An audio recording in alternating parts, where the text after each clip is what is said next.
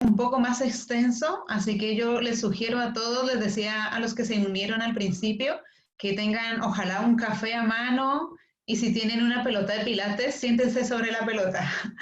Espero no se me queden dormidos en el camino porque hoy es un poquito más denso y más extenso el tema del que vamos a hablar, porque la idea es que podamos hacer un recorrido sobre las dificultades que tienen los niños y los jóvenes con autismo desde una etapa inicial hasta una etapa ya lingüística. Entonces, es el resumen de mi vida y tengo hartos años. Entonces, prepararnos para eso, voy a tratar de hacerlo lo menos tedioso posible. Ya, vamos a dar inicio entonces.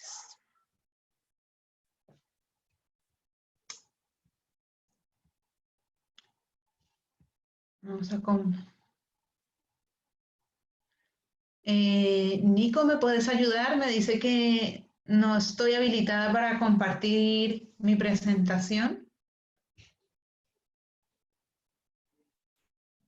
Dame un segundo.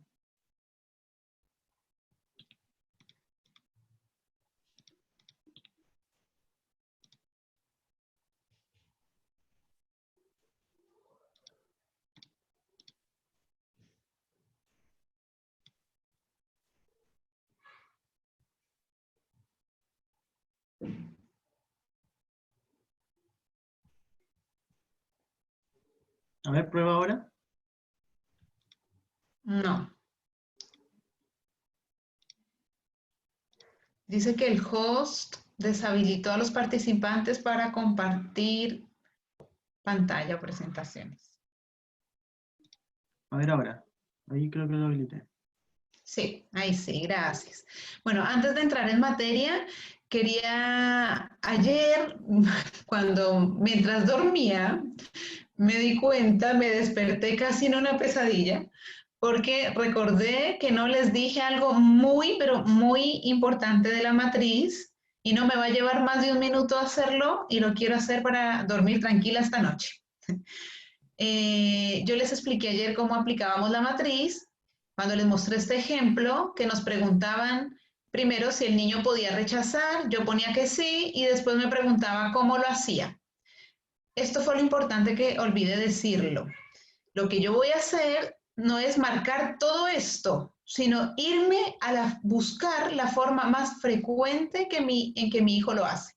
Entonces, por ejemplo, si mi hijo, mi alumno, rechaza empujando el objeto, yo voy a buscar esa opción que está en los símbolos, en los gestos simples. A ver, símbolos, vocalizaciones.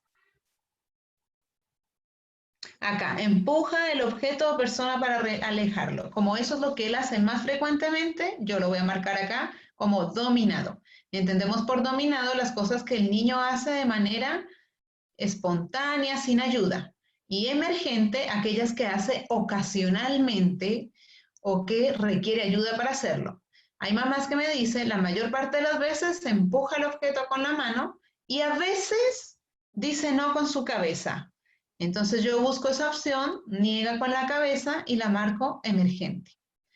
Si él ya es capaz de hacer esto de acá, probablemente todo lo previo lo sabe hacer, pero yo no lo voy a marcar, porque si no la matriz no me va a salir bien, me va a salir toda pintada. ¿Ya? Vamos a hacer eso como etapas superadas, porque son cosas más fáciles. Entonces, era eso, nada más. Ya, ahora sí, nos vamos a la presentación.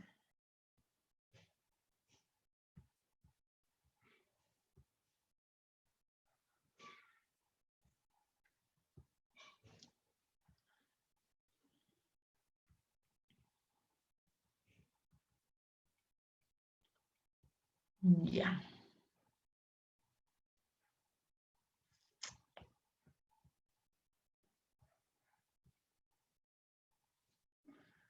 ¿Se ve en pantalla? ¿Me pueden hacer así con el dedito si la ven?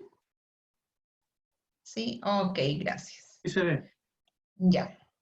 Muy bien. Entonces, ayer hablamos de todo el tema de la evaluación funcional, de todas las habilidades que hay que desarrollar. Y la pregunta que a lo mejor surgió en todos es, ¿y ahora por dónde empiezo? ¿O cómo trabajo cada una de esas cosas? La idea hoy es hacer una pequeña revisión. Obviamente no vamos a poder entrar en detalle porque eso nos llevaría años, ni siquiera meses, años de estudio, ¿cierto? Pero es ver los lineamientos principales para desarrollar esas habilidades que evaluamos. Vamos a enfocarnos primero entonces en los primeros pasos. Vamos a pensar en los niños y niñas preverbales, los niños y niñas con autismo, pequeños, que todavía no tienen lenguaje. No quiero dar edades específicas, porque como ya sabemos, el desarrollo de los niños con autismo es súper heterogéneo, ¿cierto? Entonces hay algunos que empiezan a usar lenguaje a los 3, otros empezaron al año y medio, como cualquier niño, otros empiezan a usarlo después de los 4. Entonces no vamos a hablar de edades. Vamos a pensar en un niño pequeño dentro del espectro del autismo que todavía no usa lenguaje verbal.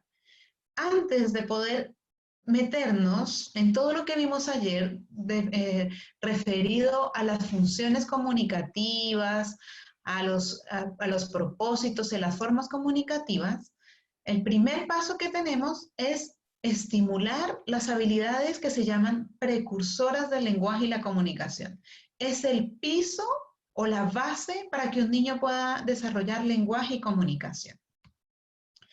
En esto, Patricia Ormazábal ya me ayudó bastante con su presentación, su muy buena presentación sobre atención temprana y mencionó todo esto. Y incluso nos habló un poco de cómo trabajar cada uno. Hoy, por lo tanto, vamos a pasarlo un poco más rápido, ¿ya? Pero no quería dejar de mencionarlo. Entonces, bueno, recordar que los elementos principales que yo debo desarrollar o fortalecer en un niño pequeño es primero ganarme su atención. No voy a poder desarrollar ninguna habilidad ni desarrollar ningún objetivo si el pequeño no tiene interés en mí. Generalmente, muchos niños con autismo pequeños tienen mucho interés en los objetos y su atención está centrada en los objetos y no en las personas. Entonces, mi primer objetivo va a ser atraer su atención hacia el otro y en este caso hacia mí. Vamos a hablar de la imitación, ¿ya? Vamos a hablar del juego y de la comunicación no verbal, enfocándonos en el principal, diría yo, en el principal gesto no verbal que es el señalar. Todo eso en torno siempre, siempre en torno a los intereses del niño. Ese va a ser siempre nuestro punto de partida. Y todo a través de un ambiente entretenido para él, de juego. No es un trabajo, es juego. Ya, entonces dijimos que el primer paso es poder atraer la atención del niño hacia mí, hacia el otro, hacia las otras personas, hacia mamá, hacia papá, hacia el terapeuta, hacia el profesor, ¿ya? Entonces el primer paso que tengo que dar es saber sus intereses, que pareciera algo muy simple, pero a veces queremos que atraer nosotros el interés del niño hacia los juguetes típicos que usaría un niño de su edad. Y generalmente en un niño con autismo eso no pasa muy a menudo, ¿cierto? Sus intereses pueden ser en objetos bien particulares y no típicos. Entonces necesito hacer eso, identificar sus intereses referidos a los objetos, a los juguetes, a los alimentos, a los movimientos que le gusta hacer. Todo lo que le interese es materia básica para mí. Después ya voy a empezar a captar su atención. Para poder captar su atención necesito prepararme, preparar el ambiente. Y esto es súper importante. Primero, el orden que tiene que haber en mi casa, en la casa en la que vive el niño con autismo, el orden es muy importante. Que las cosas, que sus objetos, sus juguetes, por ejemplo, puedan estar ordenados en cajitas transparentes, que él pueda ver lo que hay adentro, que estén clasificados, que haya armonía a su alrededor. Que la ropa esté guardada donde debe estar, evitar la sobreestimulación con muchas cosas botadas por ahí. Entonces, ordenar nuestra casa es súper importante. Asimismo, la sala, ¿cierto? La sala en el colegio. Buscar que haya orden y evitar la sobreestimulación, que esté llena de estímulos visuales. A veces con el afán de decorar ponemos demasiado estímulo y eso va a ser más difícil que para centrar su atención en algo. Eliminar la competencia. ¿Cuáles son nuestros peores enemigos acá? Si yo quiero que el niño me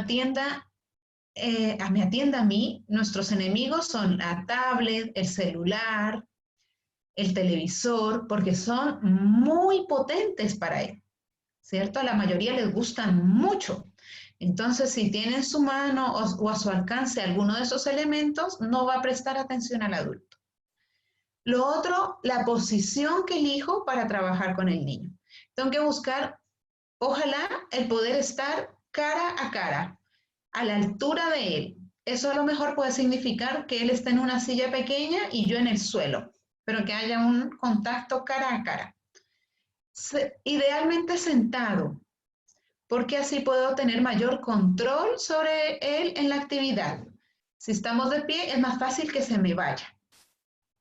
Yo pongo idealmente porque sé que a algunos no les gusta trabajar sentados, algunos niños, entonces es idealmente, pero no por obligación. Respetar la zona del confort del niño, es hasta donde él se siente cómodo con mi cercanía. No voy a invadir más allá de eso, me voy a acercar de a poco. Hay niños que nos empujan cuando nos acercamos a su juego y eso lo vamos a respetar, ¿sí? Entonces nos vamos a mantener en la distancia que para él sea cómoda. No lo vamos a obligar a mantener contacto visual si para él también es incómodo. Entonces, eso, respetar su zona de confort. Poquito a poco eso va a ir cambiando. Seguir su iniciativa, ¿ya? No voy a entrar yo a su espacio a proponer cosas, no. Yo voy a entrar primero como observador, solamente voy a estar en ese lugar que para él está cómodo que yo esté, solamente observar en silencio. A lo mejor él ni se va a percatar al principio que estoy ahí. Entonces solamente estoy ahí a su altura. Eso sí, si él está jugando en el suelo, a lo mejor va a significar que yo me apuesto en el suelo a observar lo que él está haciendo. Después voy a empezar a comentar lo que él hace. Ah, estás jugando con el trencito. Qué lindo lo que estás haciendo. Sin hablar tanto tampoco, son comentarios cortos y repentinos. No todo el tiempo porque eso puede ser molesto para él. Y después empiezo a actuar. ¿Cómo voy a actuar? Imitando lo mismo que él está haciendo. No le voy a quitar los objetos que él tiene. Ojalá si está jugando con animales, yo tenga mi propio set de animales y yo voy a hacer lo mismo que él está haciendo, pero en mi espacio. Y otra estrategia es el incluir rutinas sensoriales sociales. ¿Qué son las rutinas sensoriales sociales? Son todas aquellas actividades que permiten que haya interacción entre el niño y yo, pero al principio sin la participación de objetos. Las canciones, las cosquillas, al hacerlo girar. Ahora vamos a ver ejemplos de eso. Primero vamos a hacer esas rutinas sensoriales sin objetos y luego con objetos. Aquí tenemos ejemplos. Estas son rutinas sensoriales, algunos ejemplos de rutinas sin objetos.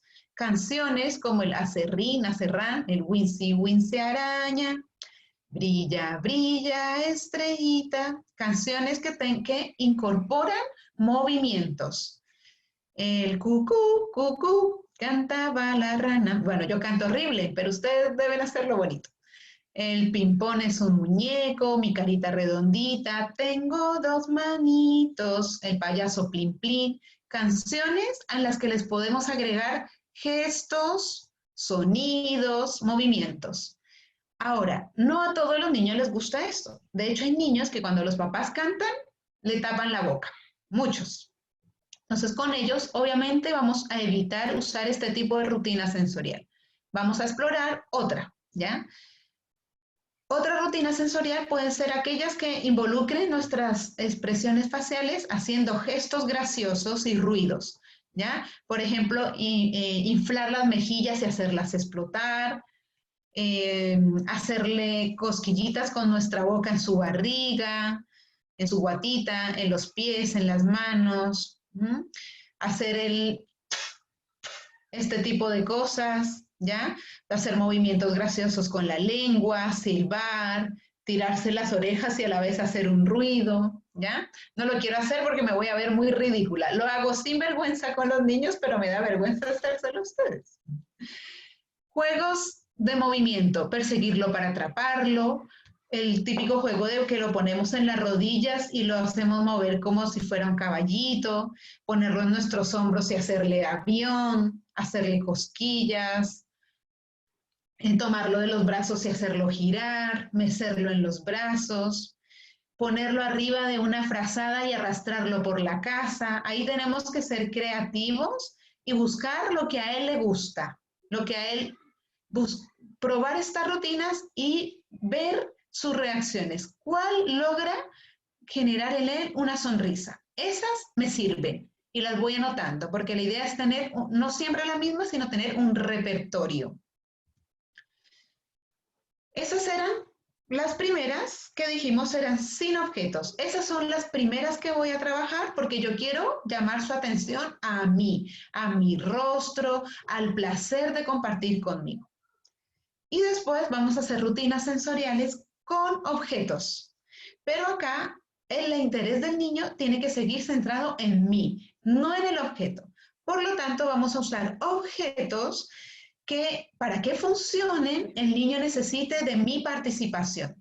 Por ejemplo, las burbujas, si ella las sabe hacer solito, entonces apretar mucho el frasco para que él me tenga que pedir ayuda para abrirlas.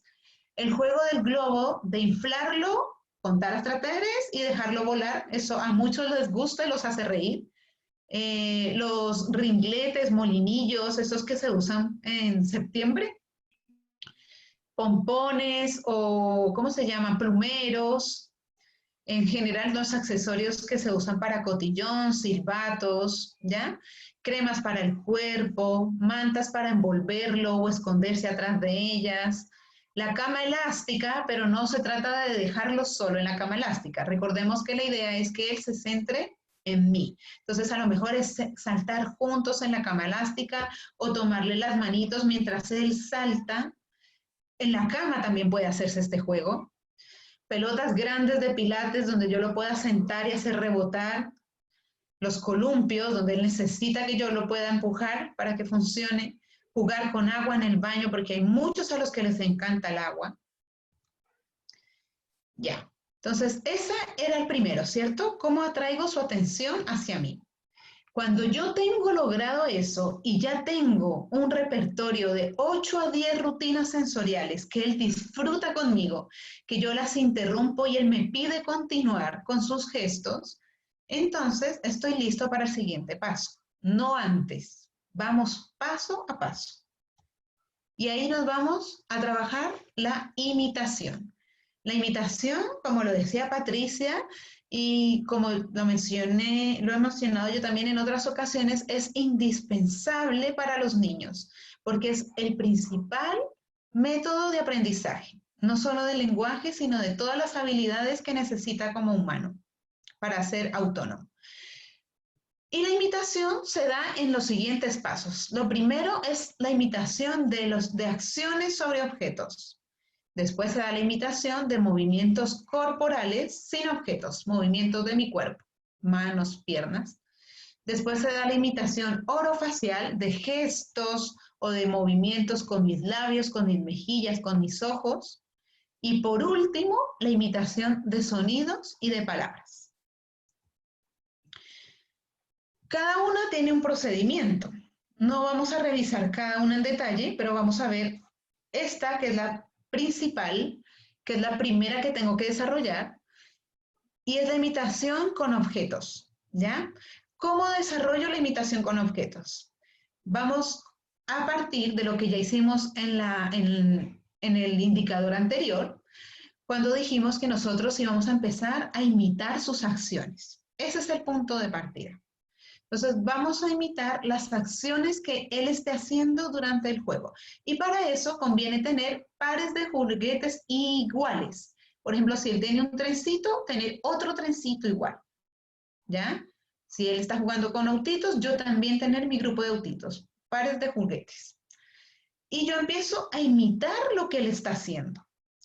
Desde ya eso empieza a llamar la atención del niño, porque hay otra persona que está en el mismo espacio mío y está haciendo lo mismo que hago yo. Y en forma natural empieza a surgir ese interés.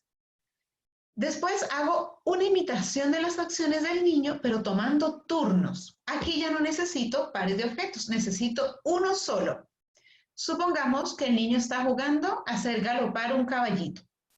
Entonces él hace galopar el caballito y yo le digo, ¡ah, mi turno! Se lo quito, probablemente se va a enojar, pero yo voy a muy rápido devolvérselo. Mi turno, hago lo que él estaba haciendo y se lo devuelvo.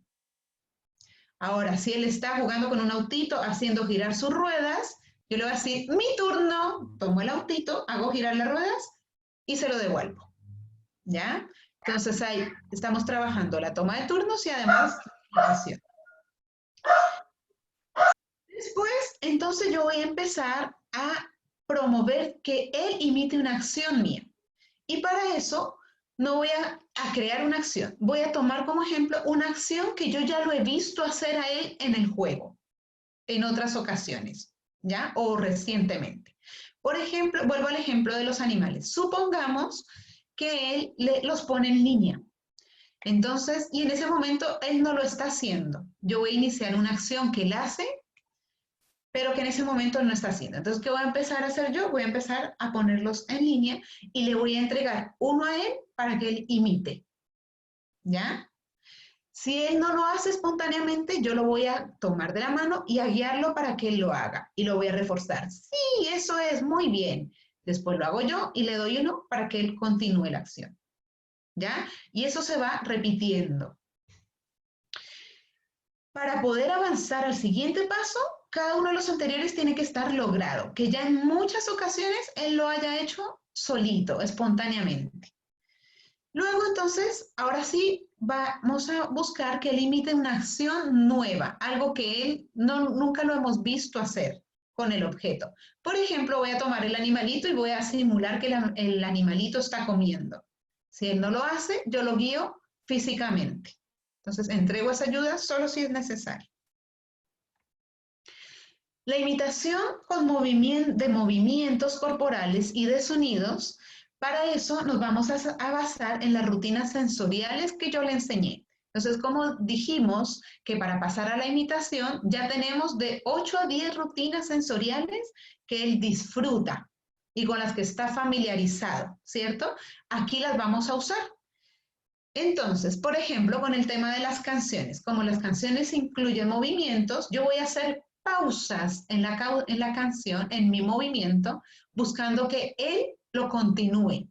Entonces, por ejemplo, empiezo Wincy, Wincy araña y hago una pausa, buscando que él imite el movimiento. Si no lo hace, yo le voy a dar ayuda física, ¿ya?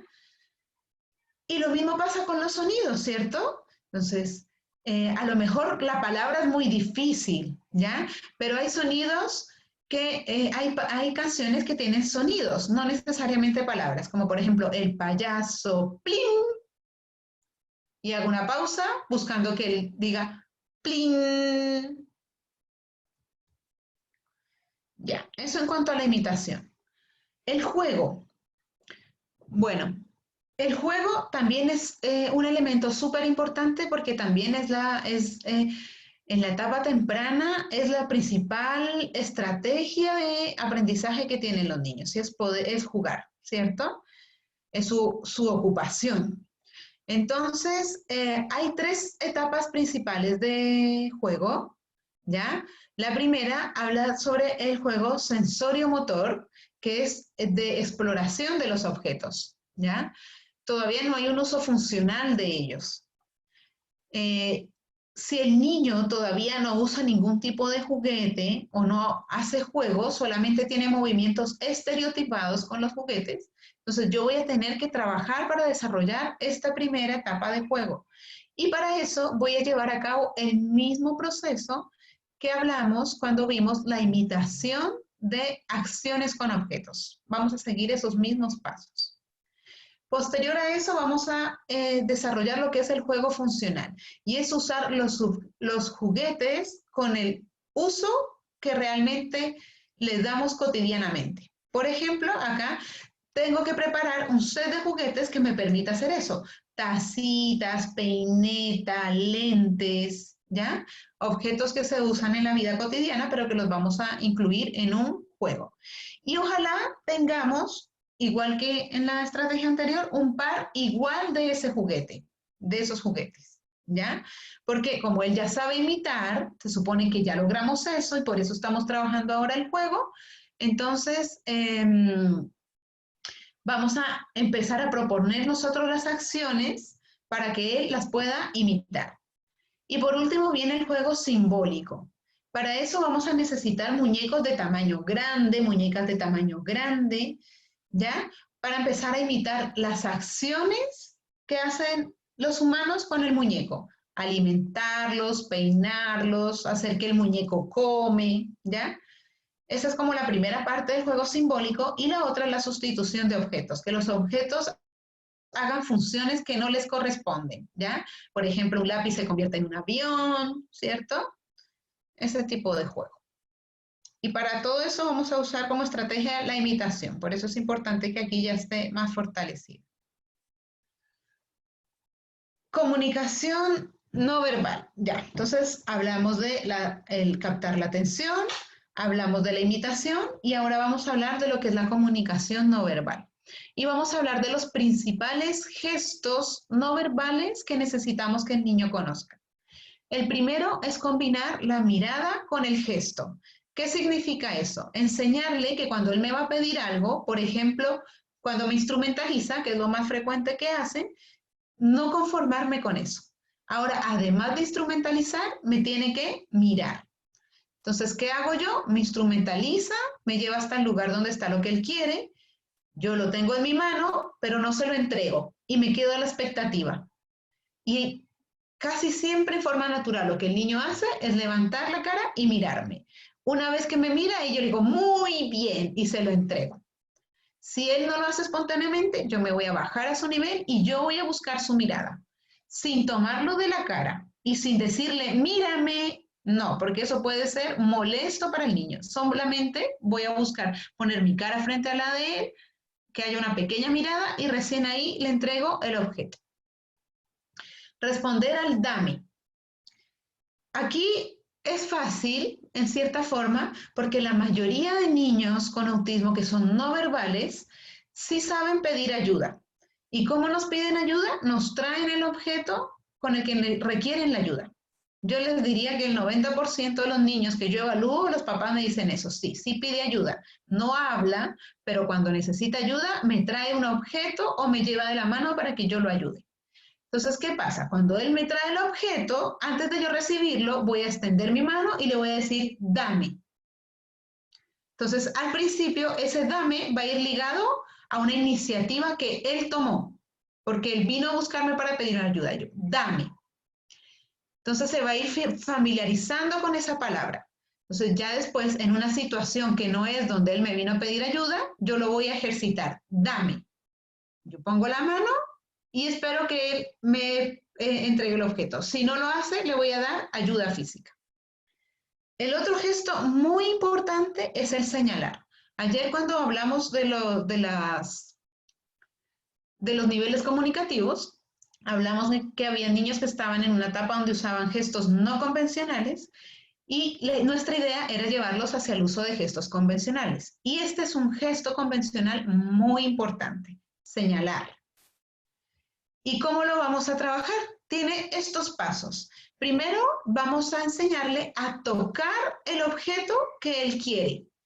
Entonces, ¿qué es lo primero que sucede? Acá, ahí, acá. Lo primero que pasa es que él me instrumentaliza, ¿cierto? Me toma de la mano. Ya, yo me voy a ir con él y cuando lleguemos a donde está lo que él quiere, antes de entregárselo, lo voy a poner a esa altura para que él lo toque. ¿ya? Cuando él lo toque, yo físicamente voy a modelar su dedito para que quede en esta posición, ¿ya? Porque ellos apuntan así con la mano entera. Yo voy a modelar el dedito con mi mano para que quede en esta posición y lo toque y recién ahí se lo entrego. La próxima vez que lo haga, vamos a hacer lo mismo. Cuando él ya haga esto solito y yo le digo, señala. ¿Qué quieres? Señala. ¿Ya? Entonces lo acompaño ahora de una instrucción verbal. Señala. Posterior a eso voy a hacer esta estrategia, que está ahí una foto, y es que voy a usar recipientes, ojalá transparentes, que adentro contengan dos elementos, uno que le gusta y uno que no tanto, ¿ya? Y les voy a poner esos puntos que ustedes ven ahí, estos puntitos de color, ¿ya? Un color llamativo y grande. Y le voy a preguntar, ¿cuál quieres? Señala, ¿ya? Para que el niño toque el punto, ¿ya? Aquí el señalar está haciendo con contacto, sin nada de distancia. Entonces después lo que yo voy a hacer es empezar usando los mismos puntos, pero ahora alejando el pote, alejando los recipientes, para que el niño haga una señalización a distancia. Pero recuerden que vamos paso a paso. No voy a avanzar al siguiente hasta que haya logrado el primero. ¿Ya? Ya. Hablamos ya entonces de lo que eran los precursores de la comunicación, los estimulamos y llegamos a esta difícil pregunta de la que ayer hablamos un poco. Ay, perdón. Y es, ¿qué hago? ¿Me voy a enfocar en desarrollar el habla o voy a implementar un sistema de comunicación aumentativo alternativo? ¿Qué quieren los papás? Esto, por supuesto, desarrollar el habla. Esto quieren, este camino quieren. Pero resulta que yo les tengo una buena noticia y es que no necesariamente yo tengo que tomar una decisión acá, porque estos no son dos caminos diferentes. Son diferentes estrategias, pero para llegar al mismo camino. Ojalá, porque todavía no podemos asegurar que con todos, con el 100% lo vamos a lograr. Hay un porcentaje de niños o de personas con autismo que son no verbales. Y que eso no tiene que ver con la metodología que se ocupó, con el trabajo que hizo la fonoaudióloga o con la estimulación que hizo la mamá, ¿cierto? Es una elección propia, casi. Entonces, vamos a ir, no es necesario que decidamos los dos caminos, entre uno de los dos caminos, porque uno nos va a apoyar el otro. Ayer hablamos un poco de esto y es que hay ciertos mitos, ¿cierto? Que si uso un sistema de comunicación alternativo, entonces el niño no va a hablar. Que se va a acostumbrar a usar imágenes y entonces no va a hablar. Que este sistema es muy básico y mi hijo está mucho más avanzado. Bueno, yo les decía ayer que la evidencia a mí me dice lo contrario, que el usar un sistema de comunicación aumentativo alternativo facilita el desarrollo del habla en aquellos niños que van a desarrollar el habla. Logro que se dé más pronto este paso. Y lo otro, que le va a aliviar la vida a él y a la familia, cuando se usa como corresponde, cuando realmente se aplica como es, con la continuidad que necesita, con la perseverancia, con la constancia, porque de lo contrario no da resultados. Eso sí que está demostrado. Si no hay un trabajo riguroso, metódico de la familia, no da resultados. ¿Cuándo se sugiere implementar un sistema de comunicación aumentativo alternativo como PICS? Cuando hay ausencia de habilidades comunicativas básicas, como las que hablamos ayer. No tiene todavía intención comunicativa, no hay contacto visual, hay poca iniciativa para comunicarse, solamente se acerca para pedir cosas, instrumentalizando. Cuando hay ausencia de lenguaje verbal, no importa la edad que tenga y todavía no habla. Obviamente se va haciendo mucho más urgente si el niño ha pasado los 5 años y no hay lenguaje verbal. Aquí ya no hay ningún cuestionamiento, ninguno. O sea, ese niño sí o sí necesita utilizar un sistema de comunicación alternativo. Lenguaje verbal no funcional, ecolalia permanente o ininteligibilidad. Si es tanta su ecolalia que solamente usa el habla para repetir, pero no sabe usarla para comunicarse de manera funcional, entonces también tengo que pensar en un sistema de comunicación. Si habla, pero a veces ni la mamá logra entenderle, necesita un sistema de comunicación de apoyo para poder satisfacer sus necesidades comunicativas. Cuando su lenguaje es muy escaso o todavía no hay estructuración gramatical. Entonces, hay niños que ya tienen lenguaje, pero no dicen más de 4, 5, 10 palabras, o todo lo dicen con palabras aisladas. Leche, No, tengo jugo. que estar en una charla, dejo la hueá corriendo. Son 5 días hasta el lunes. Andrea, ¿podría silenciar su micrófono, por favor? Gracias. Ya. Bueno, acá están las fases de PECS. Obviamente no vamos hoy a hablar de cada una de ellas. Yo solamente las quise poner para que ustedes sepan qué es lo que logran los niños en cada fase de PECS, hacia dónde apunta PECS. En la fase 1, PECS fortalece la intención comunicativa y la iniciativa en la comunicación. En la fase 2, el niño logra ser más persistente en la comunicación. El niño o el joven, porque también puede ser incluso implementarse en un adulto en el que nunca hemos trabajado ningún sistema de comunicación. En la fase 3 logra discriminar imágenes. En la fase 4 empieza a estructurar oraciones y aprende, también se fortalece el gesto de señalar.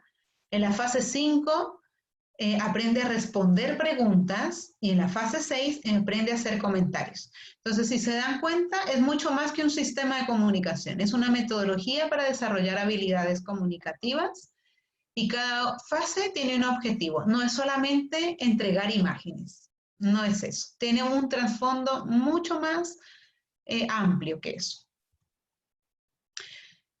Y entonces, ¿qué hacemos?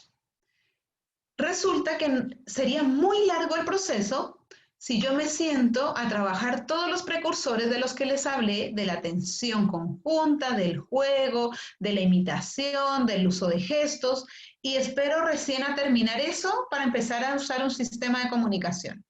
Empezaríamos a ir con niños con los que a lo mejor en 1 año estaríamos listos, con otros a lo mejor en 2 años, en 3 años, y mientras tanto, ¿qué? Y mientras tanto se va a seguir comunicando, instrumentalizándome. Y mientras tanto va a seguir limitado en su comunicación porque solamente puede pedir lo que está en su campo visual. No, ¿cierto? Entonces yo tengo que trabajar en forma paralela o transversal estas dos cosas. Afortunadamente no es difícil porque PECS también está basado en el juego. Todo es en torno al juego o a los intereses del joven o a los intereses del adulto. Entonces, no es necesario no es necesario dividir las sesiones, ni es muy complejo. Puedo ir trabajando en forma paralela. Entramos ahora a una segunda etapa. Vamos a hablar un poco ahora de lo que es de lo que hablamos ayer, lo que evaluamos ayer con la matriz, que era el desarrollo de funciones comunicativas, aquellas que se ocupan ahora más en la escuela, en el día a día, en mi casa también, ¿ya? Y cómo las vamos a desarrollar. Primero, tenemos que tener claro que como lo vimos en la matriz, hay funciones que tienen mayor relevancia que otras, porque son las que necesitamos de forma urgente como seres humanos para sobrevivir, para subsistir en el mundo. PECS las denomina como las habilidades críticas de comunicación. Y hay unas expresivas y otras comprensivas. A nivel expresivo, lo primero que yo necesito en el mundo, desde que soy bebé, es poder pedir cosas. Poder pedir comida, poder pedir acciones, pedir actividades, elegir, ¿ya? Todo lo que tenga que ver con solicitar cosas. Después está el poder pedir ayuda, pedir un descanso, rechazar y aceptar. Y en ese orden las vamos a ir trabajando. Aquí, bueno, me demoraría meses hablando de cada una. Entonces vamos a dar simplemente algunos tips para poder propiciar que se desarrolle cada una de estas funciones. Primero la que tiene que ver con solicitar, ¿ya? Para que se dé la opción de que el niño solicite, para que el niño tenga mayor iniciativa, yo tengo que promover desafíos, que eso lo hablamos ayer. Si un niño tiene todo a su alcance, o el joven o el adulto tiene todo a su alcance, no me va a pedir nada. Si saben dónde encontrar su comida, dónde encontrar su tablet, saben hasta conectarla cuando se descargó, puede resolver su vida solo, no va a tener iniciativa para la comunicación. Entonces yo tengo que buscar cómo desafiarlo, ¿cierto? Cómo generar necesidades, quitando del alcance aquellas cosas que son de su mayor interés, cambiándolas de lugar, escondiéndolas, buscando que él tenga que acudir a mí para solicitar. Evitar la pregunta, ¿qué quieres? Porque andamos todo el día detrás de los niños, hacen el más mínimo movimiento, sonido o gesto y les empezamos a preguntar, ¿qué quieres? ¿Qué quieres? Entonces somos nosotros los que estamos tomando la iniciativa y tenemos que permitir que sea él el que tome la iniciativa de solicitar y que se empiece a ver cómo resolver un problema. En lo que tiene que ver con el solicitar ayuda, entonces, primero, claro, vuelvo e insisto, no puedo ser asistencialista. Si le doy un paquete de galletas, no se lo doy abierto, se lo doy cerrado, ¿cierto? Y no voy a ir ante cualquier sonidito que él haga corriendo, ¿qué le pasa a mi niño? ¿Qué necesita? No, tengo que esperar que él sea el que tome la iniciativa y venga a buscarme para pedir ayuda. Aprovechar esas situaciones naturales que surgen durante el día, como eso. Yo tengo que pensar ya, si le gusta el jugo y no sabe tomar la bombilla, le voy a pasar el jugo sin la bombilla puesta, para que por último pida ayuda para abrir la bombilla y para poner la bombilla. Entonces, se dan muchas oportunidades naturales durante el día y los niños a veces no nos piden ayuda por lo mismo, porque no la necesitan. Le pongo los zapatos y sin que él me lo pida, yo se los amarro. Se quiere quitar la polera y antes de que él diga cualquier cosa, yo vengo y se la saco. Entonces, es ver durante toda la rutina cómo genero más instancias para que él me pueda pedir ayuda. Y el tema es ayudarlo, no hacerlo por él, porque son dos cosas diferentes, ¿cierto? Y entonces no estaría generando autonomía. Si él necesita ayuda para amarrarse los zapatos, yo le voy a enseñar cómo hacerlo, no es solamente hacerlo por él. El rechazar. Bueno, la mayoría rechazan haciendo esto, ¿cierto? Empujando, en el mejor de los casos, porque hay otros casos que rechazan con agresiones, con autoagresiones, lanzamiento de objetos. Entonces, necesitamos enseñarle una forma apropiada y convencional para rechazar, ¿sí? La forma apropiada es hacer el no con su cabeza, decir no o hacer un no con la manito, ¿cierto?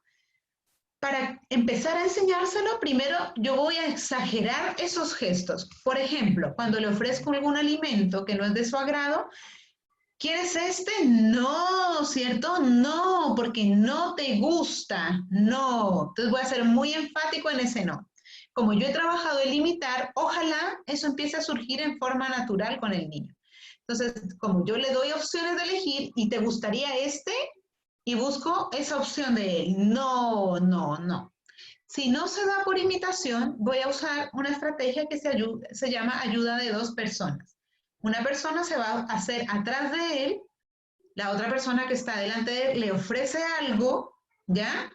Y como ya sabemos que no le gusta, estamos segurísimos que eso no le gusta, a la vez que le preguntan, ¿quieres esto? La persona que está atrás le toma la cabeza y le ayuda a hacer el movimiento del no. Y se va desvaneciendo esa ayuda. Entonces, si al principio yo le tomaba la cabeza entera, después voy poniendo cada vez menos presión sobre su cabeza con mi mano. Después solo mis deditos. Y voy desvaneciendo la ayuda hasta que él pueda hacer el movimiento solito y decir que no. Pedir un descanso. Bueno, esta es una habilidad importante de enseñar porque cuando un niño no sabe pedir un descanso, lo que hace es escaparse. Escaparse de la sala, escaparse de la mesa donde la mamá lo tiene sentado trabajando. Entonces, si es un alumno que es no verbal o no sabe decir la palabra descanso, aunque sea verbal, es una habilidad que le tengo que enseñar, porque todos tenemos derecho a pedir un descanso, ¿cierto? De hecho, supongo que muchos de ustedes me quisieran pedir un descanso ahora y no pueden hacerlo. Entonces, hoy voy a atropellar sus derechos, pero la idea es que eso no suceda, ¿cierto? Que las personas todas tenemos derecho a pedir un descanso. Entonces, tengo que calcular el tiempo que logra permanecer en una actividad tranquilo. Y antes de que aparezca esa mala conducta de escaparme o de tirar la mesa o de lanzar el material, antes de que eso suceda, porque yo ya he calculado el tiempo que él logra estar, yo le voy a dar unas tarjetitas que se llaman descanso. Ahora aquí están. Cuando las personas, algunos ya conocerán esto, de esta estrategia hablamos en el primer taller que hice yo en Tocopilla sobre los tratos visuales. Al trato visual, además, le podemos agregar tarjetas de descanso. Si mi clase dura 1 hora y yo ya sé que mi alumno no puede estar más de 15 minutos concentrado o sentado, entonces yo voy a calcular que necesito 3 tarjetas de descanso. Él va a poder pedir durante esa hora 3 descansos. No son ilimitados. No son ilimitados, son los que yo veo que él necesita y los tengo ahí. Cuando yo ya ve antes de que llegue ese momento donde yo ya sé que él ya se va a cansar, yo le ayudo a que él me entregue una tarjeta de descanso y se va a ir a un lugar de descanso. El descanso no implica ir a divertirse, no es irse a un lugar donde están las cosas con las que a él le gusta jugar, no, es un lugar de calma, donde no hay un estímulo, es solamente de descansar, una silla donde puede solamente descansar, porque si es un lugar lleno de juegos no va a querer volver a la clase. Y bueno, y ahora los profes son los papás, ¿cierto? En la casa. Así que los papás es muy importante que puedan usar estas estrategias, hacer las tarjetitas, tener impresas las tarjetitas así solitas, no es necesario que estén en este tablero, tener estas tarjetitas, y que su hijo les pueda solicitar un descanso cada cierto tiempo. El aceptar. Para el tema del aceptar vamos a usar, la puse bien abajo porque es menos urgente, genera menos problemas, ¿cierto? Si un niño no sabe rechazar, si no sabe pedir un descanso, no sabe pedir cosas, eso genera problemas de conducta, ¿cierto? En cambio, el aceptar generalmente no, por eso es menos prioritaria. Pero obviamente también la tenemos que enseñar. Hay muchísimos niños que aunque son verbales y saben decir no, no saben decir sí. Y debe ser por lo mismo, porque como es menos importante, no la aprendieron. Y eso se repite muchas veces. Entonces, ¿cómo le vamos a enseñar al sí? Bueno, queremos que aprenda a aceptar, ya sea asintiendo con su cabeza, diciendo sí. Alguna de esas dos formas, las dos serían correctas. ¿Cómo vamos a hacer? Vamos a usar las mismas estrategias de las que hablamos al rechazar. Primero, exagerando nuestros gestos. Tenemos dos opciones, una que no le gusta y una que sí. Y le pregunto por la que sí. ¿Quieres esta, cierto? Sí, ¿quieres esta? Esta te gusta. Y ser bien exagerado con mis gestos y con el habla. Si no se da espontáneamente por imitación, entonces uso la ayuda de dos personas. La que está atrás, lo mismo que en el rechazar. Le preguntamos, ¿quieres este? Y le ayudamos a hacer el movimiento de sí. ¿Ya? Vamos desvaneciendo la ayuda. Ya lo vimos. Esas serán las habilidades críticas en lo que tiene que ver con expresarse. ¿Y ahora qué pasa con las habilidades críticas que necesitamos en lo que tiene que ver con comprender lo que me dicen? Las receptivas. Estas son las más urgentes. Esperar.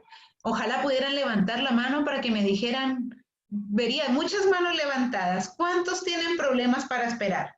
99,9%. Ya hice el cálculo. Tienen muchos problemas para esperar. Aceptar el no. Uy, este también genera muchísimo conflicto. Poder hacer cambio de una actividad a otra sin ofuscarse, sin frustrarse. Poder seguir instrucciones y poder seguir un horario. Ya, para el esperar, independientemente de que el niño o joven sea verbal o no verbal, vamos a usar ayudas visuales. Hay un símbolo, no lo puse en la presentación, que es un óvalo rojo que dice esperar. Aunque él no use PECs, aunque sea verbal, es aconsejable usar una ayuda visual, porque ¿cuál es el problema para los niños con el esperar? Que a veces no comprenden la palabra. Les dicen espera y no comprenden que el esperar es que sí se lo van a dar, pero que tiene que pasar un tiempo. A veces interpretan el espera como un no. Y por eso la frustración, el enojo, y por eso insisten. Entonces, usar una ayuda visual le va permitiendo entender al niño que sí lo va a obtener, pero que tiene que esperar un tiempo. Y tenemos que ser realistas, porque ningún niño pequeño espera 10 minutos, ningún niño pequeño, aunque no tenga condición de autismo. Entonces, los niños logran esperar lapsos de minutos de acuerdo a su edad. Entre más pequeños, menos van a esperar. ¿Ya? Uno cree que 5 minutos es un tiempo corto, pero si ustedes han hecho el ejercicio con sus hijos con un reloj de arena, 1 minuto es muchísimo rato. 5 minutos es para un niño es una eternidad. Entonces, eso tengo que irlo viendo. Cuando empiezo a enseñarle a esperar, lo voy a hacer no en las situaciones críticas, sino en situaciones controladas, dentro de la casa, no en la fila del supermercado. No cuando está muy ansioso, sino en situaciones donde él esté más tranquilo. Y, por ejemplo, me vino a pedir una galletita. Digo, ya, espera, y le entrego el símbolo.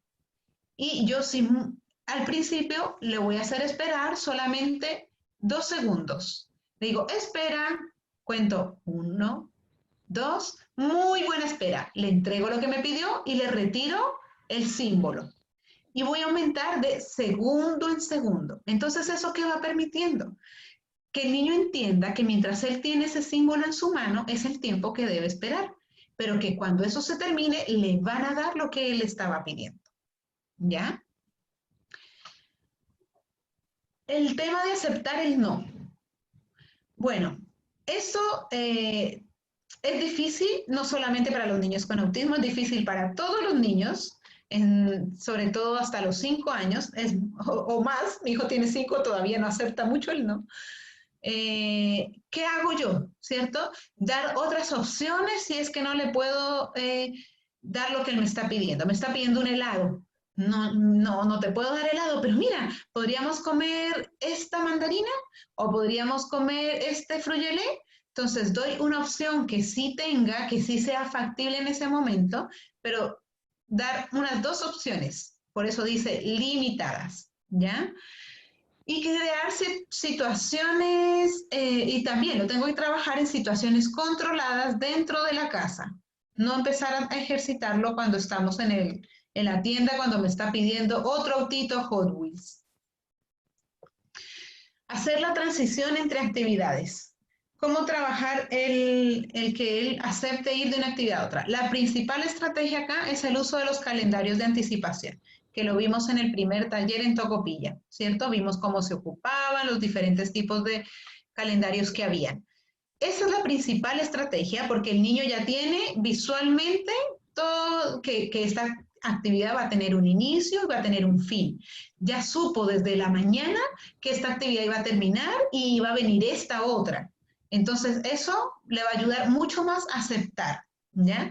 Y lo otro es, si yo, por ejemplo, el niño está jugando con sus autitos y yo quiero que él se vaya a bañar. Entonces, yo voy a ocupar algún objeto que le ayude al niño a hacer una transición entre eso que está muy entretenido jugando y el bañarse. Entonces, voy a buscar algo que de la siguiente actividad sea atractivo para él. Por ejemplo, en el ejemplo que les di, si es bañarse y resulta que al niño le gusta bañarse con animalitos. Entonces yo me voy a acercar al niño y voy a traer los animalitos que él usa en la ducha. Se terminó el juego, pero mira, vamos a bañarnos con tus animalitos. Entonces hay un objeto de transición que le ayuda o le facilita ir a la siguiente actividad. Y la otra estrategia es ordenar estratégicamente mi rutina. Entonces, nunca voy a poner una actividad muy favorita antes de una que no le gusta tanto, porque va a ser muy difícil. Si yo pongo jugar en la tablet y después hacer tareas, dígame, ¿qué niño va a querer dejar de jugar en la tablet para ir a hacer las tareas? Ninguno, ninguno. Entonces lo voy a ordenar al revés. Vamos a hacer tareas y después vas a poder jugar un ratito con tu tablet. Entonces tengo que ver cómo organizo la rutina estratégicamente. Seguir instrucciones, esa es otra habilidad crítica. Ayer hablamos ya un poco de eso. Lo más importante acá es poder dar la instrucción de acuerdo a la forma que sabemos que él me entiende. Ya ayer vimos que muchas veces las instrucciones no las siguen porque se las estoy dando de manera equivocada. Se las estoy dando con palabras y él todavía no entiende muchas palabras. Entonces, eso es lo primero. Tengo que también ver qué modalidad voy a usar, instrucción visual o instrucción verbal. Para la instrucción verbal, o sea, visual, es utilizar imágenes para ayudarle a entender lo que yo le estoy pidiendo. Yo quiero, ¿me traes una cuchara? Entonces, a lo mejor en lugar de decirle eso, le muestro la imagen de la cuchara para que él vaya a buscarla. Si yo doy una instrucción corta y el niño no lo hace, lo que yo hago es que doy la instrucción y lo guío físicamente para hacerlo. Yo le digo, pásame la cuchara. El niño no hizo nada, yo le doy ayuda física para que él me pase la cuchara. Muy bien, y voy desvaneciendo esa ayuda. Entonces yo tengo que elegir algunas instrucciones. No puedo trabajar todas las instrucciones, ¿cierto? Yo voy a empezar de a poco. Voy a elegir unas 3 instrucciones que yo necesito que sí o sí él siga durante el día. Y con esas 3 instrucciones voy a hacer este procedimiento. Iniciar con aquellas instrucciones que traen una recompensa para el niño. Por ejemplo, tráeme la cuchara para que te puedas comer tu helado. Esas les aseguro que son las primeras que va a entender. De hecho, así ya pasa. Las mamás me dicen, no me entiende casi nada, pero si yo le digo, Juanito, a comer, llega corriendo aunque no me esté viendo.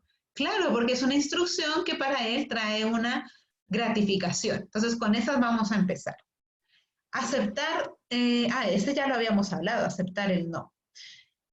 Hoy esto también, estaban repetidas. Y el uso del calendario igual. Ya, ¿cuáles son los desafíos para la familia para que todo esto se pueda dar, realizar?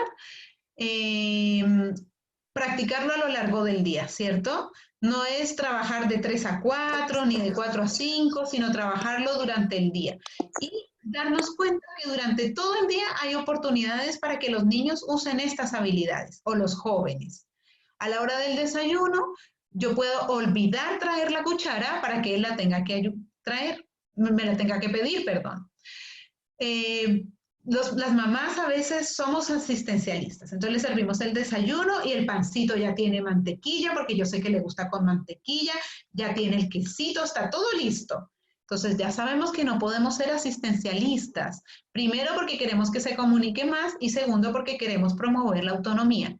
Entonces yo traigo hoy voy a traer el pan y está sin cortar, no tiene la mantequilla, entonces ¿qué va a pasar? Que me va a pedir ayuda, ¿cierto? Me va a pedir la mantequilla. A la hora de bañarse, de vestirse, elegir la polera que se quiere poner. A la hora de jugar, su juguete favorito desapareció mágicamente porque lo escondí y él no se dio cuenta, o está puesto en un lugar muy alto donde él no alcanza. Se extraviaron mágicamente las pilas del control remoto y el control no sirve, entonces va a tener que venir a pedirme ayuda. En el supermercado, darle la opción de que elija qué cosas quiere que llevemos para su colación. Bueno, esto obviamente fue hecho en tiempos sin pandemia, por eso tengo ejemplos de ir al Happyland para ahí poder solicitar, pero algún día lo vamos a hacer, ojalá no tan lejano. Al ir al parque que pueda solicitar los juegos a los que se quiere subir, al jugar con su tablet, que yo sé que es muy poquito lo que juegan en el día, no más de 20 minutos diarios, lo sé. Pedir ayuda porque se descargó, se bloqueó y no funciona el Wi-Fi. Algo pasó. Entonces nosotros podemos ir generando esas estrategias. Entramos a la tercera etapa. Quiero ver cómo voy de tiempo. Vamos bien. Entramos a la tercera etapa, espero que todavía estén despiertos, que no esté hablando sola. Si quieren, hagamos un respiro, párense un momentito, tómense un sorbo de agua, yo también voy a tomar agua. He hablado un montón. Tómense una Red Bull, salten arriba de la cama y vuelvan a sentarse, despiértense.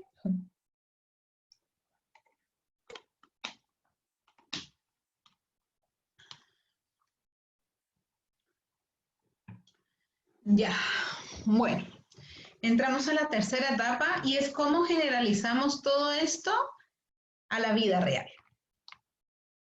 Los niños y los jóvenes necesitan aprender a comunicarse en la vida real, no en la consulta de la fonoaudióloga, no solo en su casa, sino en la vida real, en su escuela, en el parque, en la librería, en el supermercado, en el banco, en la vida real. Y generalmente los papás lo que más desean es que sus hijos sean autónomos. Y generalmente piensan que esa autonomía va ligada solamente con que se alimente solo, con que se vista solo, con que se bañe solo. Y no piensan que, a ver, algunos, o no nos damos cuenta que poder comunicarme también es ser autónomo. Que si yo voy a un restaurante, no sea mi mamá la que tenga que elegir la comida por mí. Que no sea mi mamá la que tenga que pedir por mí. Eso también es autonomía. Que yo solo pueda expresar mis deseos y mis necesidades también es autonomía. Entonces, acordémonos de eso. En la comunicación también necesitan autonomía. O la comunicación también les da autonomía. Que él pueda ir a un negocio solo y comprar esa autonomía, ¿cierto? Y para eso tenemos que ampliar las oportunidades que tiene el niño o el joven para participar en forma activa en la comunidad. Acá me quiero acordar un poco de una anécdota que nos contó Miguel Gallardo, que es padre de María. Algunos de ustedes lo habrán visto, el corto de El viaje de María, que es hermoso. Si no lo han visto, los invito a que lo busquen. En YouTube está El viaje de María y la película de María y yo. Bueno, en una conferencia, él nos cuenta que su hija María, que tiene autismo, que usa muy poco lenguaje verbal y ya es un adulto, iban él y ella juntos siempre a un pub los días viernes a tomar algo, una vez al mes. Y desde niña a María le gustaba mucho el juguito de naranja. Entonces él nos contaba que cuando llegaban al pub, él siempre pedía para él una cerveza y le pedía a María un jugo de naranja. Siempre. Y después de muchas oportunidades de repetir este ritual, un día entran al pub y se sientan y antes de que lleguen a atenderlos, María le dice, no jugo de naranja, enojada. Su papá recién ahí se dio cuenta que en todas las miles de veces que habían ido al pub, él jamás le había dado la opción a María de que ella eligiera lo que ella quería tomar. Él presumía o él presentía que ella quería el jugo de naranja, porque él como papá la conocía súper bien y sabía que desde chiquitita le gustaba el jugo de naranja. Entonces, es que nos pongamos a reflexionar en eso, en cuántas veces nosotros elegimos por nuestros hijos, porque creemos que los conocemos a la perfección y seguramente es así, pero no les damos la oportunidad de que ellos tomen alguna decisión, aunque sea así de pequeña, elegir lo que quiere comer, elegir lo que quiere tomar. Bueno, entonces yo les hablaba de que hay que ejercitar las habilidades en los contextos reales. Esto es súper importante. Los profesionales nos tenemos que salir del box, de la consulta, porque no es ahí donde los jóvenes y los niños hacen uso de sus habilidades. Hacen uso de sus habilidades en el parque, en el negocio, ¿cierto? Ese no es un lugar natural. Lo podemos usar para enseñar una habilidad nueva, pero después necesitamos llevarla a la vida real. La podemos iniciar en la consulta y una vez que la hemos logrado, la tenemos que practicar en la vida real, dentro de la sala de clases, en el negocio, bueno, en todos los ejemplos que ya les di. y elegir los contextos que sean acordes a la edad del desarrollo. Obviamente, si yo estoy trabajando con un adolescente, no lo voy a llevar al parque, ¿cierto? Tengo que pensar en qué es lo que le corresponde para su edad. Comportamiento acorde al contexto. Bueno, esta es otra de las dificultades que suele presentar las personas que están dentro del espectro del autismo, y aquí ya vamos a hablar un poco más de aquellos que ya tienen lenguaje verbal, o bueno, no necesariamente. ¿Qué pasa? ¿Por qué a veces tienen comportamientos que no son apropiados? No es porque lo estén haciendo a propósito muchas veces o con una mala intención. Es porque no se dan cuenta que esa conducta no es apropiada en el contexto, ¿cierto? Porque les puede ser difícil imaginarse cómo se está sintiendo la otra persona por el comentario que yo hice, o por qué no está bien que yo en este lugar haga determinada conducta. Esto ya lo dijimos. Entonces, ahí aparece esta estrategia que es el uso de las historias sociales, ¿ya? Las historias sociales son una estrategia visual también, que puede ser también escrita o puede ser con dibujos, dependiendo del funcionamiento que tenga mi hijo o mi alumno, para ayudarle a comprender el por qué un comportamiento no es adecuado en cierto contexto. Entonces, ¿cuándo las usamos? Cuando hay dificultad para comprender instrucciones o comportamientos en una situación específica. Cuando esa conducta inapropiada se repite y ya hemos buscado su origen y nos dimos cuenta que es una conducta que surge porque no comprende el contexto o no comprende la consecuencia de su conducta.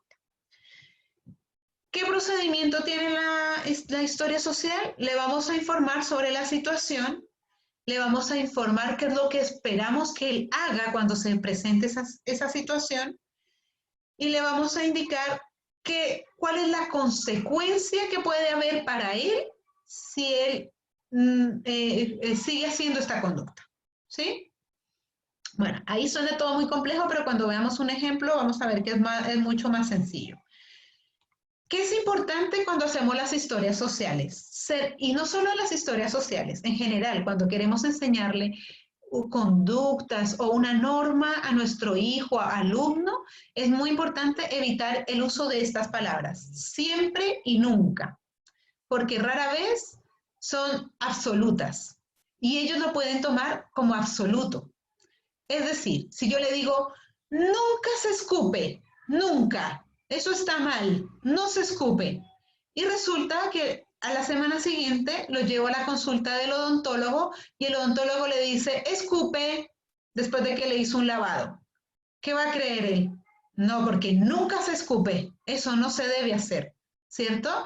Entonces tengo que tener mucho cuidado con eso, con el nunca y con el siempre. Todas las conductas pueden ser apropiadas o inapropiadas dependiendo el contexto. Entonces, por eso en la historia social yo le voy a poner, en este contexto no se escupe. Si estás enojado con mamá, no se escupe. Pero no, nunca se escupe. Escupir está mal. No, porque a veces está bien. Si te estás lavando los dientes, escupir está bien. ¿Ya? Carol, disculpa, ¿podrías dar algún ejemplo para los profesores, por favor? Claro, un poco las situaciones que se dan en la escuela, de lo tú que estás viendo, cuando tiran las mesas, cuando a cualquier niño tú lo amenazas con que lo vas a llevar al inspector o a dirección, y para él no tiene ninguna relevancia, claro, no entiende las consecuencias, y si se va, y hay algunos colegios que cometen el error que los expulsan, y para ellos tampoco lo entienden, es un juego, qué rico, me quedo en casa, ¿me entiendes? Claro. Un poquito si puedes darle algún ejemplo, porfa. Ya, que no logro entenderte bien, ejemplo sobre qué, ayúdame tú con un ejemplo porque no logro entenderte sobre enfocado a qué quieres el ejemplo. Por ejemplo, una vez que fuimos a dar una charla en un liceo, había un alumno que le tiraba las pelotas de papel que todos los alumnos la tiraban cuando el profe estaba de espalda, ¿verdad? Que es algo que no se debe hacer, pero que yo creo que todo el mundo lo ha hecho en su vida, lo hemos hecho. Sin embargo, el joven con autismo lo que hacía era pescar el papel y se lo tiró de frente al profesor. Y él no logró entender, y él nunca, el profesor lo echaba, y él no entendía por qué, si todos los compañeros no entendió la sutileza, ¿me entiendes o no? Sí, claro. Eso. Claro, por eso la importancia de lo que estamos hablando, de que la historia social sea completa, de explicarle por qué eso que él hace, porque él no lo está haciendo, era lo que yo decía al principio, no lo está haciendo con mala intención. Él no sabe qué reacción es la que genera en el otro que hace que eso sea malo. Entonces, es eso lo que pretende la historia social, explicarle por qué en ese contexto hacer eso está mal, por qué está mal, y cuál es la consecuencia, cómo se siente la otra persona si tú haces eso, y por qué te enviaron a inspectoría. No, hay que explicar todo. Bueno, acá eso es mejor que lo veamos en el ejemplo. Aquí. Ya, pero es que me salté 2 puntos por avanzarme al ejemplo. La historia social, el formato que voy a usar tiene que ser acorde con el nivel comunicativo del niño. Entonces, yo tengo que ver si es necesario usar dibujos. Si ya lee y tiene una lectura comprensiva, no tengo necesidad de poner pictogramas ni dibujos, ¿cierto? O veo si la necesidad de combinarlos, ¿ya? Usar frases en positivo, evitar el no hagas, sino el qué es lo que sí debe hacer. ¿Ya? Mejor aquí veamos un ejemplo. Dice, si pego a los niños, si yo le pego al compañero, les haré daño y ellos me tendrán miedo. Se alejarán de mí y no me dejarán jugar con ellos. Pegar a los niños es incorrecto. ¿Ya? Entonces está la situación, qué pasa en el otro si yo hago eso, cómo me va a afectar a mí, cuál es la consecuencia. Y por eso es incorrecto. No es solamente pegar está mal. ¿Pero por qué? ¿Ya? Cuando salgo a la calle, voy de la mano con mi mamá. Está prohibido soltarme de la mano de mamá y papá y salir corriendo. Me puede atropellar un auto, me puedo perder, eso me va a asustar mucho, voy a llorar. Mamá se asustaría, también lloraría mamá, sufriría. Por eso siempre debo ir de su mano, hasta que sea grande y lo pueda hacer solo. ¿Ya? No es solamente, no me debe soltar la mano, pero ¿por qué? ¿Cierto? ¿Por qué debo saludar? ¿Ya? Entonces dice, o cómo saludar. Esta no es el por qué debo saludar, sino cuándo saludar. ¿Ya? Entonces yo miro a la persona, sonrío, digo hola, en el colegio saludo a alguien ¿cuándo? Porque no puedo saludar, si lo he visto 3 veces no lo voy a saludar 3 veces, ¿cierto? Entonces cuando entro a un sitio donde hay gente, cuando me cruzo con alguien en el pasillo, cuando estoy en la fila veo a un compañero, cuando salgo al recreo y veo a un amigo, ¿ya? Son ejemplos simplemente. Acá hay otro que tiene que ver con los que se frustran mucho y cuando pierden en un juego. Dice, cuando juego con mis amigos y pierdo, a veces me enojo, lloro y me tiro al suelo. A veces pego a mis amigos porque no quiero perder, porque quiero ganar. Eso está mal, porque mis amigos se sienten tristes y se enojan. Pegar y gritar está mal. A mis amigos les duele si yo les pego. No está bien enojarse cuando perdemos en un juego. Cuando jugamos y perdemos, estamos tranquilos, sonreímos y felicitamos al ganador. Ya. Bueno, ahora quiero hablar un poco, en los minutos que quedan, a ver, quedan poquitos, de lo que suele ser más común en aquellos alumnos o niños con TEA que sí tienen lenguaje.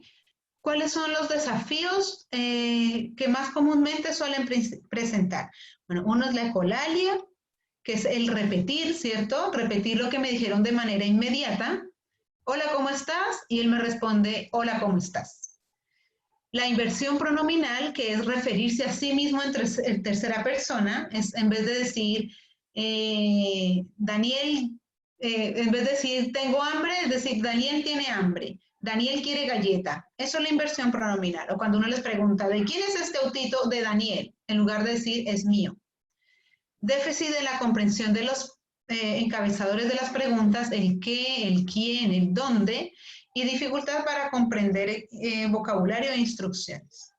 Bueno, el tema de la ecolalia, cada uno de estos obviamente da para muchas sesiones de trabajo. Yo solamente quiero darles algunos tips, sobre todo a los papás, para que puedan saber cómo ir trabajándolo. El tema de la ecolalia, la idea es usarla a nuestro favor. Si ya sabemos que él repite, yo voy a usarla a mi favor, diciendo lo que yo quisiera que él me diga. Por ejemplo, hay muchos niños con ecolalia que piden así, piden acordándose de lo que la mamá les decían en el momento que querían pedir. Entonces se acercan a la mamá y le dicen, ¿quieres galletas? Porque en realidad él quiere galletas, ¿cierto? Entonces, ¿qué voy a hacer yo como mamá? En vez de decirle, ¿quieres galletas? Yo le voy a decir, quiero, mamá, dame galletas.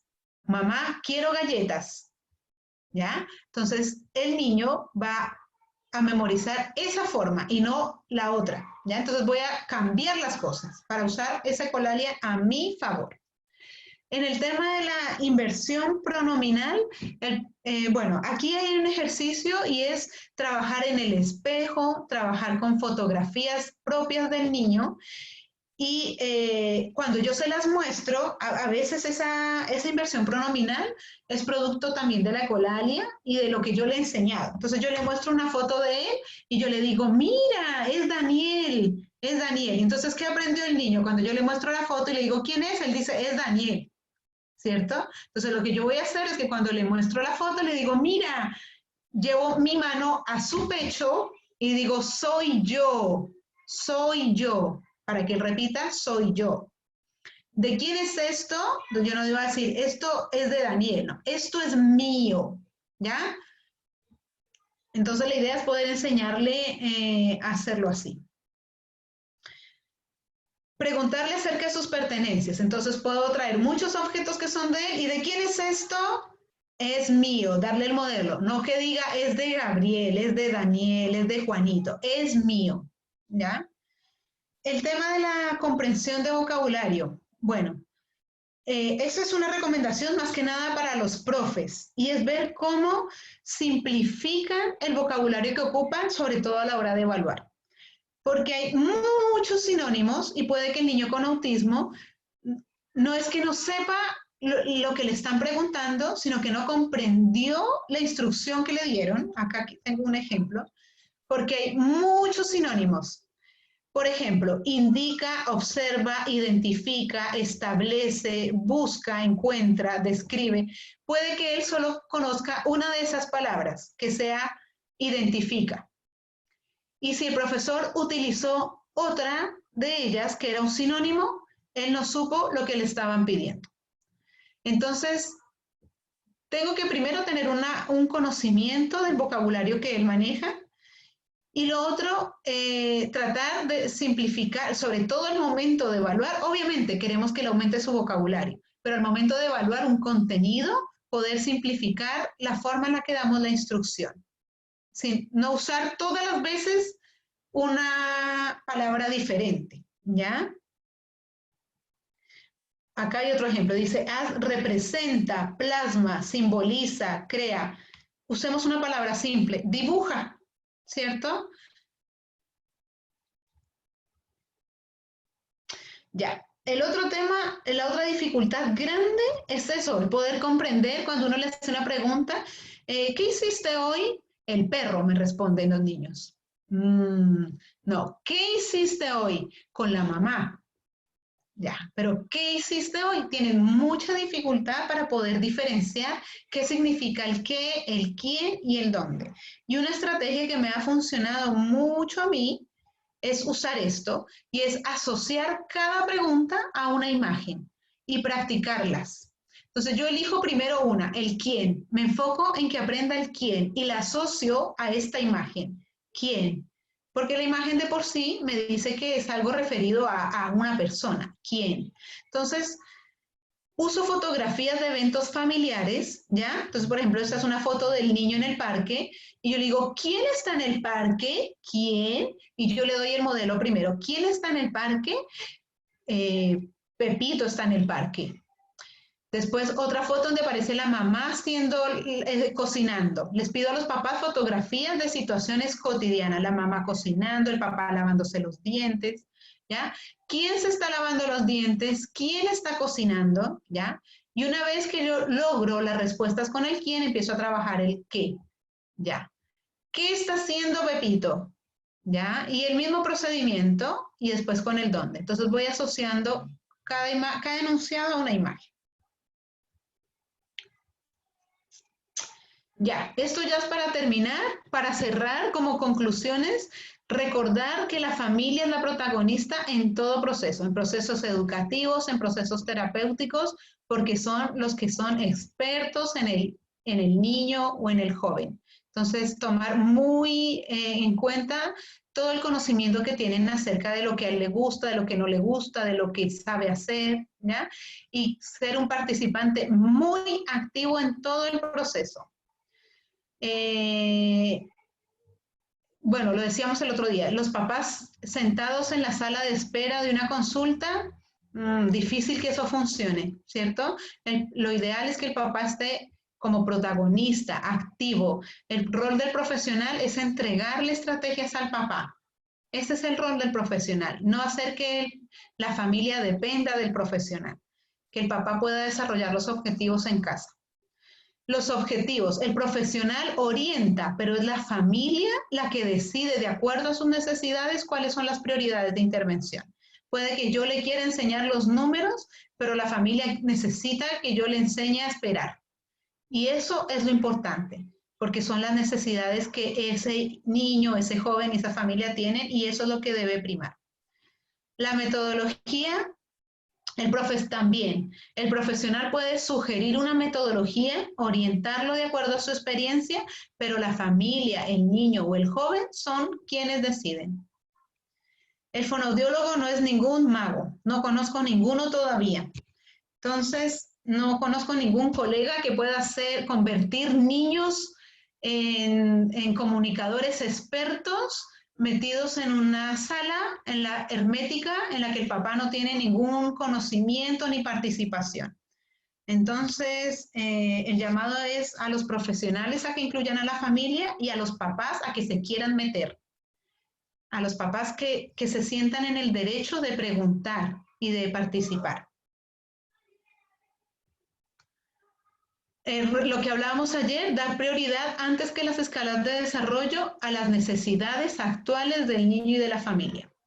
Y ahí la importancia de priorizar y jerarquizar mis objetivos. Y en lo posible recurrir siempre a profesionales que estén preparados, porque en el espectro del autismo no todos los profesionales tienen experiencia y obviamente necesitamos que estén preparados para responder a las características tan particulares y a las necesidades que tienen los niños y los jóvenes. Ay, eso era. Muchas gracias. Bien, Carol, muchas gracias. ¿Podrías sacarla, Sí. dejarte compartir, por favor? Muy Uy, bien. mira, justo. Un minuto. ¿Alguna consulta? ¿Alguien tiene alguna pregunta?